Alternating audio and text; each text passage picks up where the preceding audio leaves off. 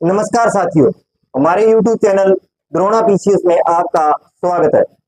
अपने आदिकाल के अंदर चल रहे थे पृथ्वीराज रासो के बारे में, जिसमें हमने उसके संस्करणों के बारे में पढ़ा, वर्गों में पढ़ा, किसने प्रमाणित माना, किसने अप्रमाणित माना, उसके बारे में चर्चा कर चुके। कल हमने पढ़ा था अप्रमाणिकता के क्या तर्क दिए। आज हम पढ़ेंगे प्रमाणिकता के क्या तर्क है कि पृथ्वीराज रासो एक प्रमाणिक ग्रंथ है, उसके बारे में चर्चा करते हैं। तो अपने पढ़ क्या रहे थे? आदिकाल। क्या पढ़ रहे थे? आदिकाल। और आदिकाल में क्या पढ़ रहे थे? रासो साहित्य। और रासो साहित्य में पढ़ रहे थे पृथ्वीराज रासो। मैं थोड़ा आपको पूर्व ज्ञान की तरफ ले जाना चाहूंगा। मैं यहां तक जो आज करवाना है वहां तक लेके आता हूं। देखो, पृथ्वीराज रासो के बारे में सबसे पहले अपने नामकरण के बारे में चर्चा की थी। किसने रासो बताया, किसने रसायन बताया, इनके बारे में किसने छंद बताए। उसके बाद में अपन ने वर्ग बताए थे। वर्ग का मतलब था किसने अप्रमाणित, प्रमाणित, अर्ध प्रमाणित और नरोत्तम स्वामी। नरोत्तम स्वामी, इसके बारे में चर्चा कर चुके थे। उसके बाद में अगर मैं बात करूं, या बताए थे अप्रमाणित में अगर बात करूं मैं गुल्लर की, रामचंद्र शुक्ल, मैं ये बार बार इसलिए करा रहा हूं कि आपको कंठस्थ हो जाए। प्रमाणित की अगर मैं बात करूं, श्याम सुंदर दास, इनके बारे में चर्चा कर चुके थे। ठीक है। और इसके अंदर अगर अंग्रेजों की अगर बात करूं, दो थे, ग्रियर्सन और टॉड, कर्नल टॉड,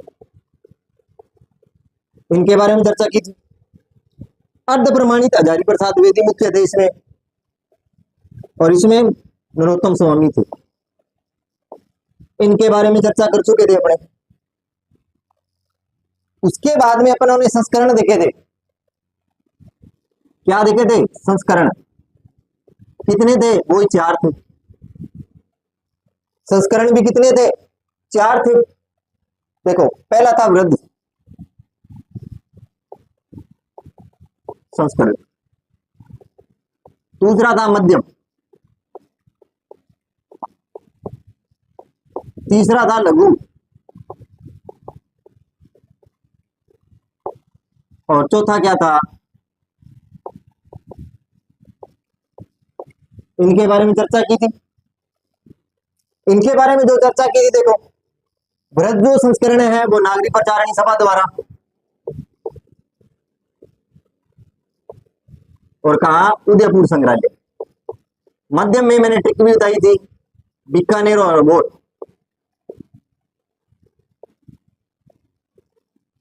और लघु संस्करण में था बीकानेर, अनूप संग्रहालय। और लघुत्तम में क्या था? मुक्तक छंद के रूप में था। इनके बारे में चर्चा कर चुके थे।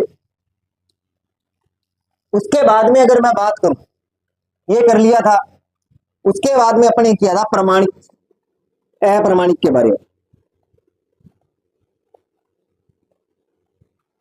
इसके बारे में चर्चा की थी, अप्रमाणिकता के बारे में। अप्रमाणिकता के बारे में अपने चर्चा की थी कि इतिहास से मेल नहीं खाता, ना तो इसकी तिथियां हैं, न इसका समय है, चंद का समय है। इन चीजों के बारे में अपनों ने अध्ययन किया था कि रासो साहित्य क्या, उसके आधार पर क्या मान लिया गया था? अप्रमाणिक माना गया था। क्या माना था? अप्रमाणिक मान दिया था। इन चीजों के बारे में अपने अध्ययन कर चुके हैं। ये मैंने एक शॉर्टकट रिवीजन करवाया आपको कि आपको जहां आज मैं शुरू करवाना चाहता हूं वहां तक लेके आऊं।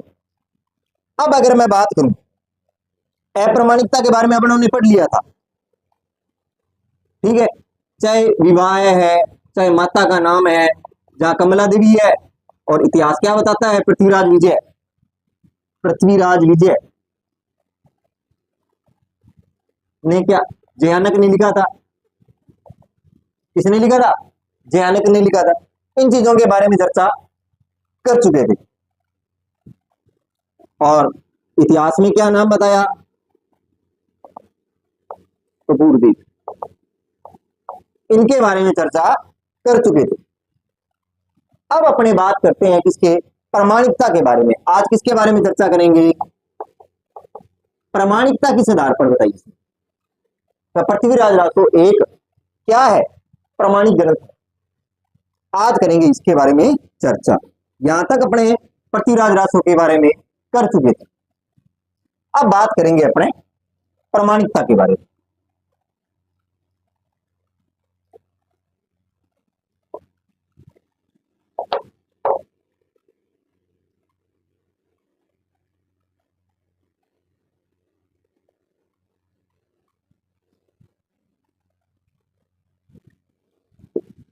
प्रामाणिकता के बारे में चर्चा करते हैं।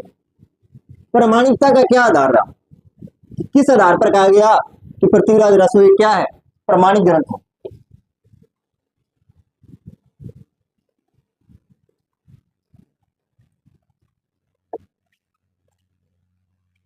देखो, इस पृथ्वीराज रासो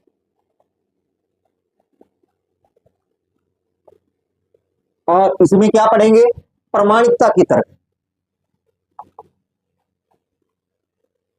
प्रामाणिकता की तरफ कि इसको प्रमाणिक कहने का क्या आधार रहा है, कि किसने प्रमाणिक बताया? प्रमाणिक बताया भी, देखो अपने थोड़ा सा बता देता हूं कि अपने अप्रमाणिक पढ़ के आए हैं। अप्रमाणिकता पढ़ के आए हैं, उसमें यह था कि जो इतिहास है, इतिहास जो कि संजय सर आपको पढ़ाते हैं, इतिहास है, इतिहास से जो हिंदी साहित्य का इतिहास है, मैं बता इसलिए रहा हूं कि आपको क्लियर हो जाए।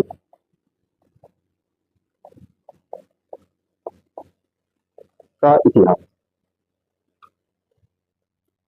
इतिहास और हिंदी साहित्य के इतिहास में जो चीज बताई जा रही है पृथ्वीराज रासो के बारे में, वो आपस में कंफ्यूज है, मेल नहीं है इनका। और इसके आधार पर क्या बताया था? अप्रमाणिकता बता दिया था। क्या बताया? अप्रमाणिकता। अब इसी आधार पर प्रामाणिकता तो बता दिया, अब अपने इसी आधार पर क्या करेंगे? प्रामाणिकता के तर्क देखेंगे कि प्रामाणिकता क्यों है। इसी आधार पर क्या देखेंगे? प्रामाणिकता देखेंगे। जैसे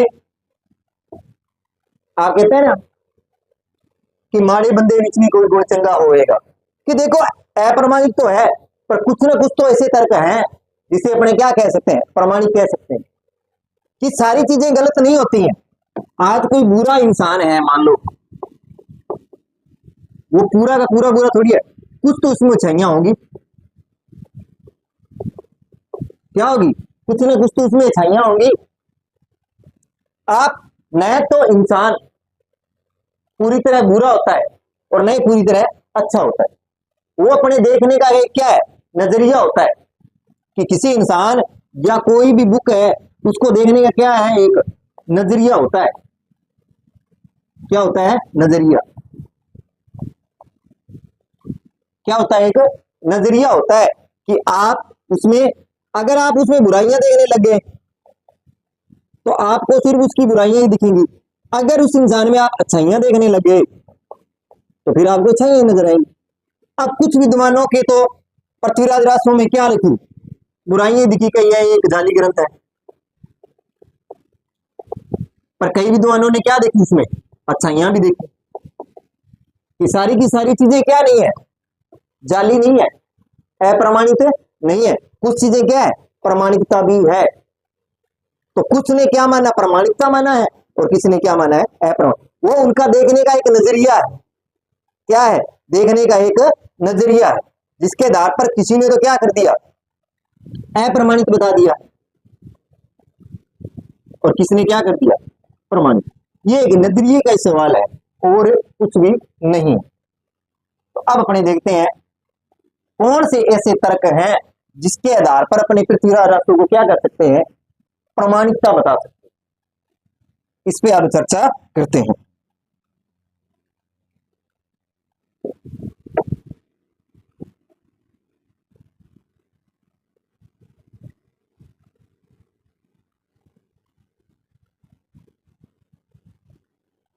देखो पहला तर्क,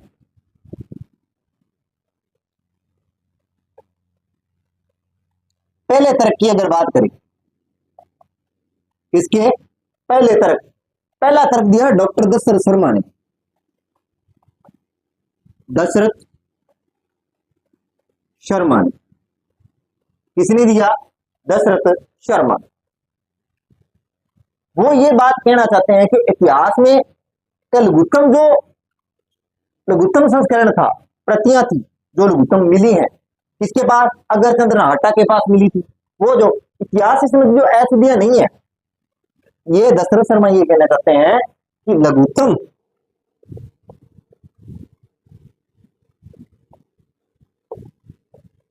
तम संस्करण, जो लघुत्तम संस्करण की प्रतियां मिली हैं,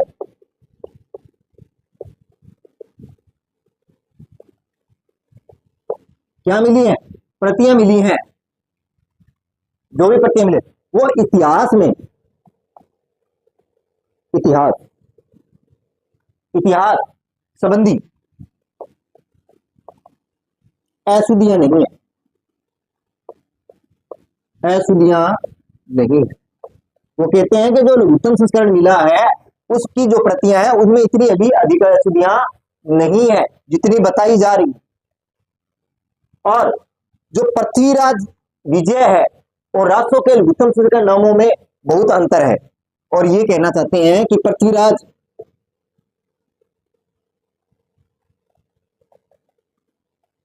राज विजय जयानक, जयानक के आधार पर बताया था, जयानक के आधार पर तम संस्करण में, क्या, तम संस्करण में रासो, रासो के नामों में इतना अंतर नहीं है।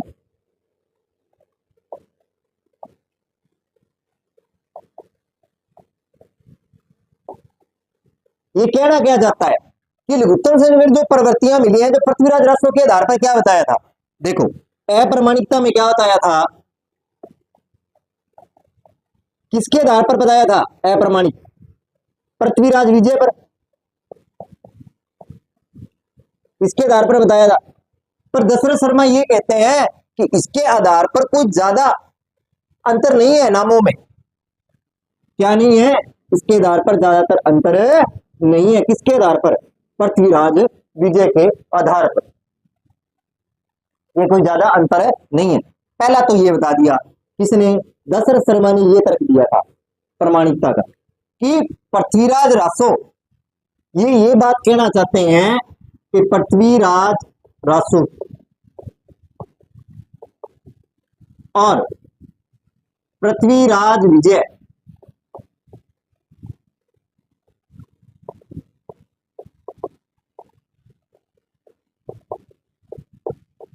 कोई ज्यादा अंतर नहीं है। ये बात किसने कही थी, आपको ये बात ध्यान रखना है, इन दोनों में कोई विशेष अंतर नहीं है। ये बात किसने कही थी, दशरथ शर्मा ने कही थी। ये आपसे पूछा जा सकता है, इस चीज का भी आप ध्यान रखना। पहला तर्क तो ये था। अब बात करते हैं दूसरे तर्क की, इसकी करते हैं दूसरे तर्क की।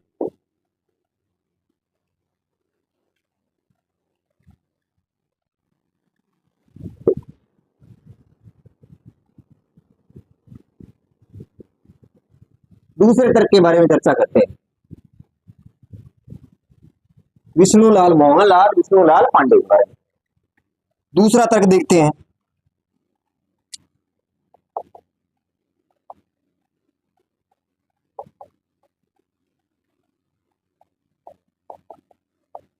विष्णुलाल पांडे, विष्णुलाल पांडे,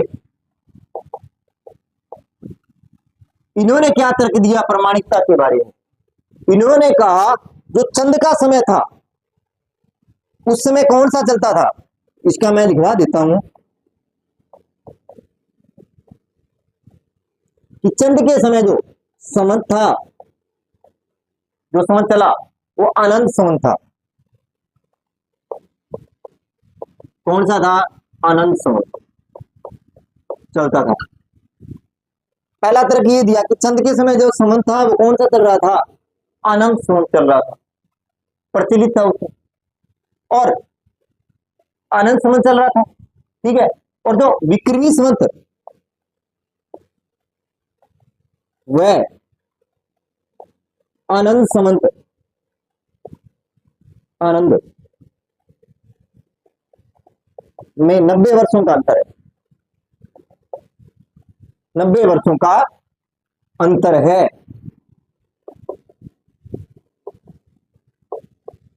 कितने वर्षों का है? 90 वर्षों का अंतर है। अगर उसमें 90 जोड़ दिए जाएं, 90 जोड़ दिए जाएं तो क्या आ जाएगा? विक्रमी संवत आ जाएगा। क्या आ जाएगा? विक्रमी संवत आ जाएगा।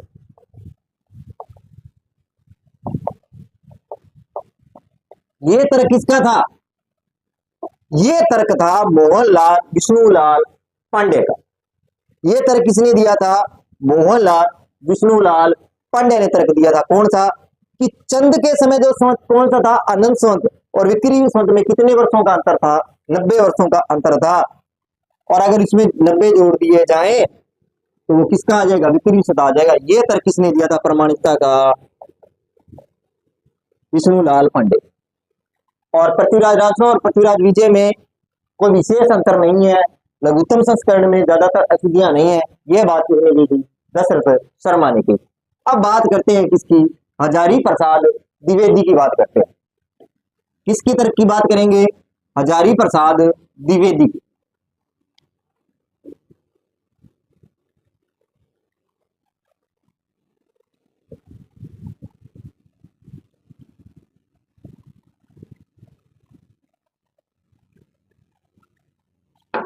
हजारी प्रसाद द्विवेदी,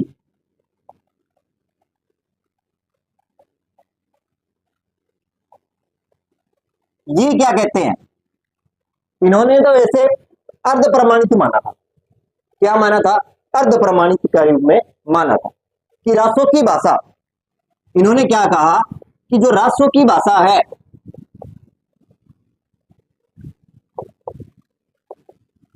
रासों की जो भाषा है वो 12वीं शताब्दी, 12वीं सदी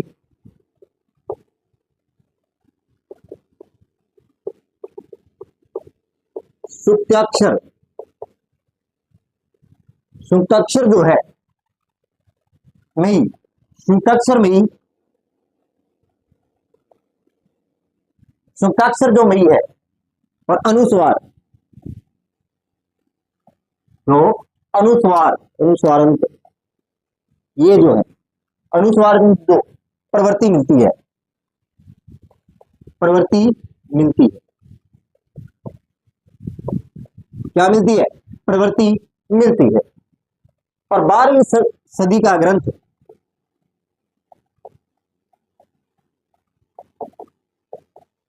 12वीं सदी का जो ग्रंथ है वो जाली ग्रंथ, जाली पुस्तक नहीं हो सकती।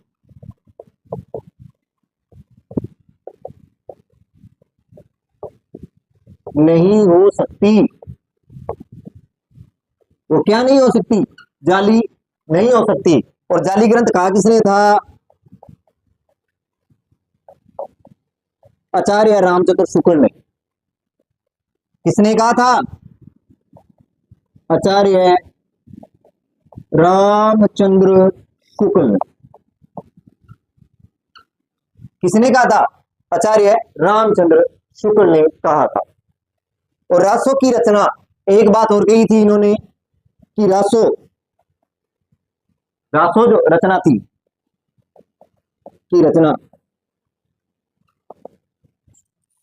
सुख सुंकी संवाद, सुख सुंकी संवाद के रूप में हुई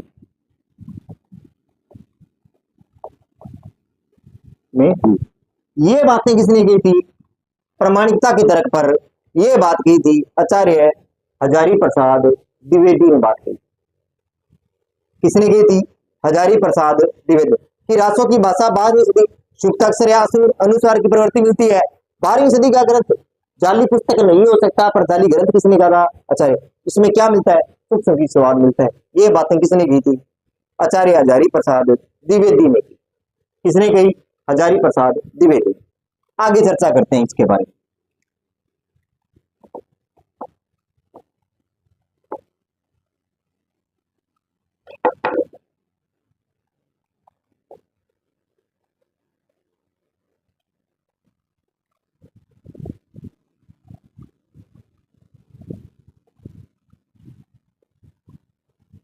अब देखो आप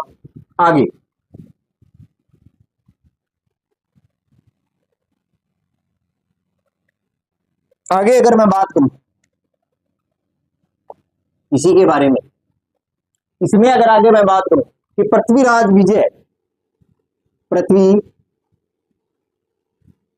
विजय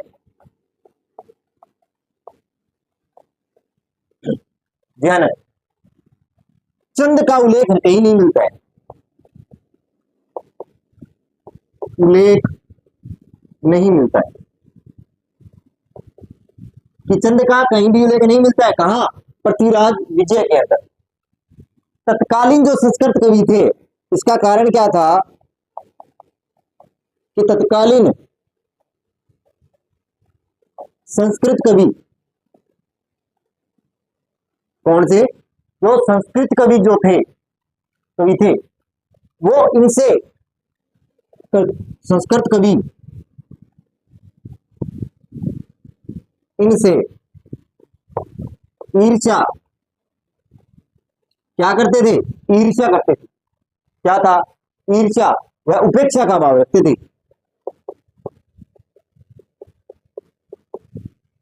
उपेक्षा का भाव रखते थे।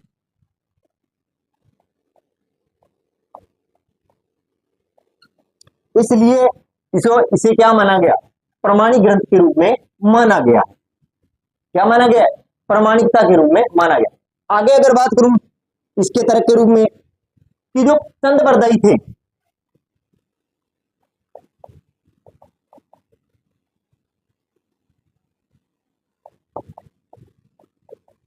चंद बरदाई लाहौर के निवासी थे। कहां के निवासी थे? लाहौर में। इनका जन्म कहां हुआ था? लाहौर में हुआ था। क्या हुआ था? लाहौर में। और अरबी फारसी के शब्द आना स्वाभाविक थे। अरबी फारसी के शब्द आना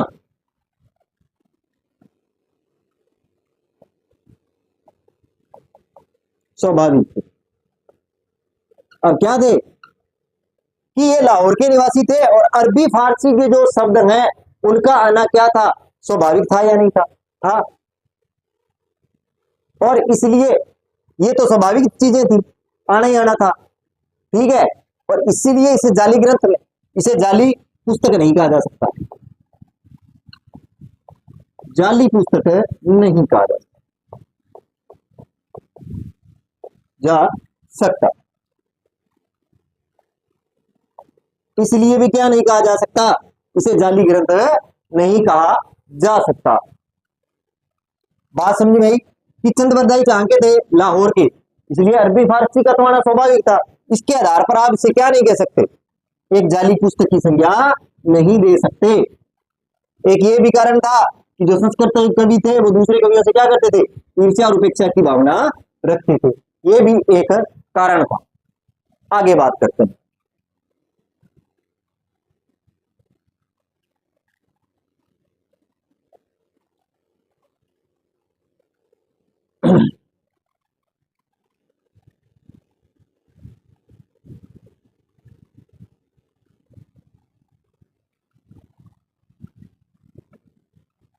अब अगर मैं आगे बात करूं, पृथ्वीराज रासो में एक सर्ग है कयामास वध। कौन सा वध? कयामास वध। कयामास वध एक जो कि पृथ्वीराज रासो का, पृथ्वी राज रासो का महत्वपूर्ण सर्ग है। क्या है? एक महत्वपूर्ण सर्ग माना जाता है। कौन सा? एमोस।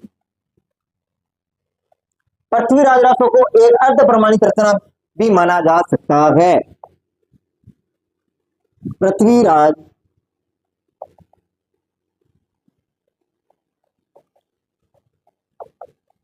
रासो को एक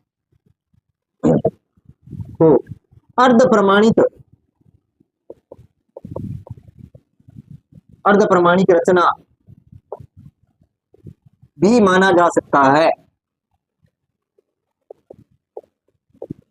माना जा सकता है। क्या माना जा सकता है? एक अर्ध प्रमाणित रचना भी माना जा सकता है। क्या माना जा सकता है? अर्ध प्रमाणित रचना भी माना जा सकता है। चंद और पृथ्वीराज समकालीन थे।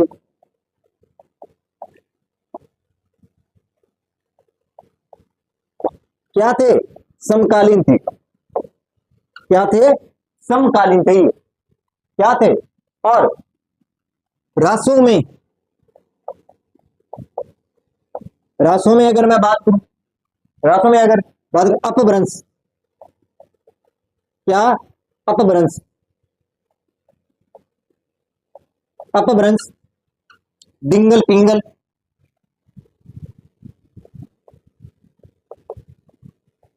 डिंगल है, पिंगल है, डिंगल मान लो, पिंगल है, मिश्रित प्रयोग हुआ है।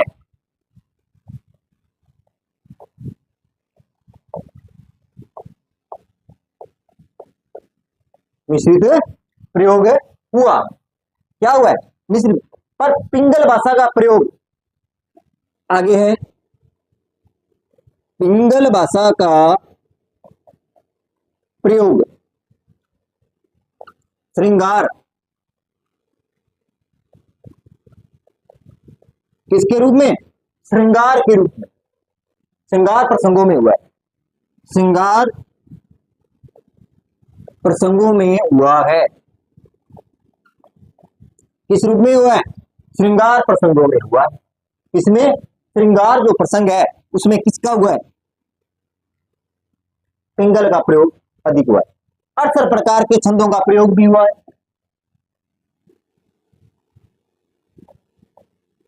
68 प्रकार के छंदों का प्रयोग।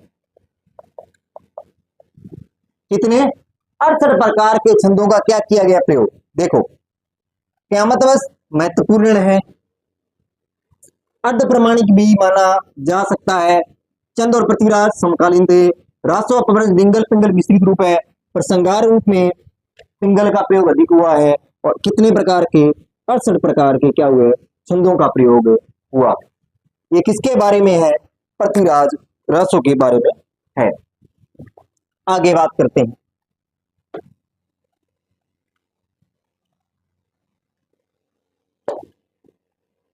आगे चर्चा करते हैं इसमें।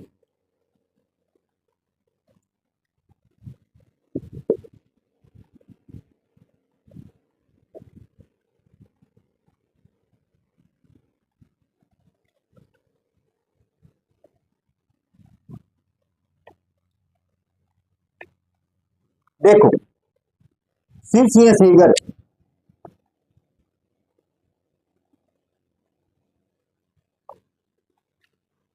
अब किसके बारे में बात करेंगे? शीर्षीय सिंगर के बारे में बात करें। चंद्रवरदाई को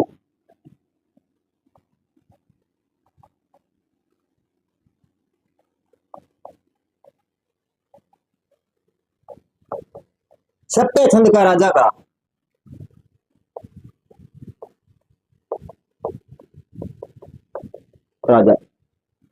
क्या कहा? छप्पे छंद का राजा किसने कहा? और पृथ्वीराज रासो को पृथ्वी रासो ग्रंथ को छंदों का अजायब, छंदों का अजायब, क्या कहा? छंदों का अजायब घर, अजायब घर कहा। यह बात किसने कही थी? सीसीए सेंगर ने कही है। दोनों बातें बात समझ में आई। और बच्चन सिंह, आगे कौन आ जाते हैं? बच्चन सिंह। बच्चन सिंह ने क्या कहा था? राजनीतिक महाकाव्य त्रासदी, राजनीतिक राजनीतिक महाकाव्य त्रासदी, त्रासदी। ये बात किसने कही थी? बच्चन सिंह ने कही थी। किसके बारे में? पृथ्वीराज रासो के बारे में थी। किसके बारे में कही थी? पृथ्वीराज रासो के बारे में थी। अब इसी तरह गुलाब राय, कौन है?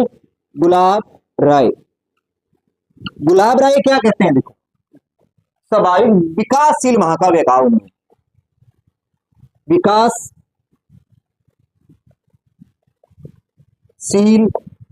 महाकाव्य। कौन सा महाकाव्य? विकासशील महाकाव्य कहा। कौन सा? विकासशील महाकाव्य किसने कहा था? गुलाब राय। श्याम सुंदर दास ने कहा था विशाल वीर काव्य। श्याम सुंदर दास, श्याम सुंदर दास ने कहा विशाल वीर काव्य।